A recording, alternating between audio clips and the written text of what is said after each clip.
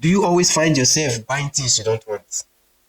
Or do you always find yourself buying things that are of no value to you? At the end of the day, you discover that you don't even need them.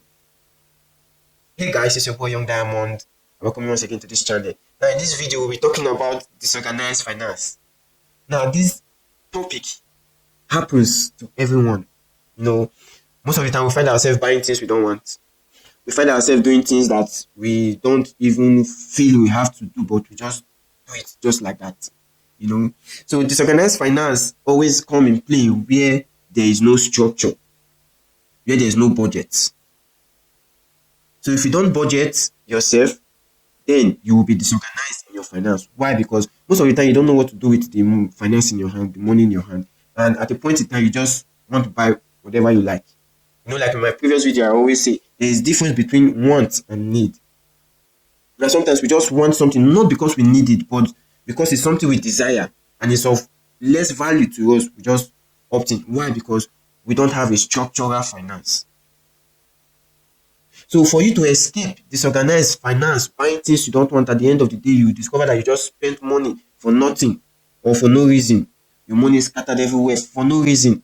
So the first thing you have to do is to, first of all, you sit down, you create a budget. You get a pen and a paper, you sit down, you know your income, you put it down. Okay, what are the likely things you need that you spend money on often? Your house rent, car maintenance, your light bill, your gas bill, your utilities and all that, your car insurance. You put them down. If you have no car, you just put whatever you know you do on a regular, you put it down. So whatever is left, then you start to structure it again. Okay, this is what I have to spend monthly. That is why I always emphasize on paying yourself first.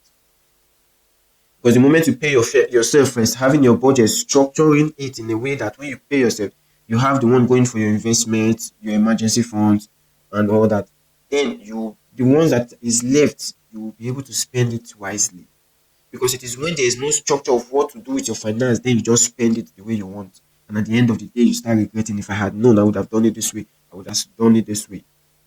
That is why you see all governments in the world today, they have what we call budgets.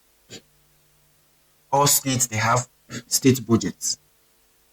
So every sector in our society today, they have their budget. Why? Because they don't want to be disorganized with finance. So when there's a budget, there's always a pull through to achieve that budget. So whatever that is left outside the budget now will be rebudgeted for again in the next section. So if the government can budget in order for them not to be disorganized with finance, in order for them to know what to do with their finance, what about us? We also need to budget ourselves in order to avoid or to escape being disorganized with our finance.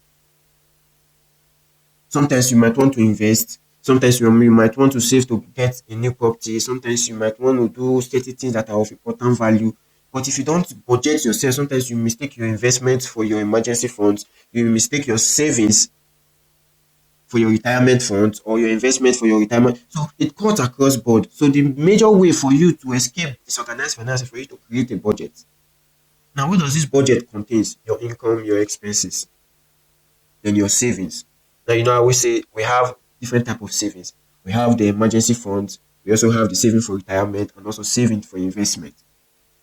So the moment you are able to structure your budget in this category that I just mentioned, then you'll be able to scale through being disorganized with your finance. So another thing to note again, when you are having difficulty with organizing your finance, you have to be strict with whatever plan you put in place. You have to be strict. Whether you call it being stingy, being greedy, or what have you, you have to be strict with it. Because the problem we face with our government today, especially in Nigeria, they are not strict with their budgets. That is why you see we have disorganized finance everywhere. Money disappearing, money missing, money that is budgeted for retirement or for the pensioners, you cannot find it anywhere. Money that has been budgeted to pay salaries of workers, you cannot find it anywhere. Misplaced priorities.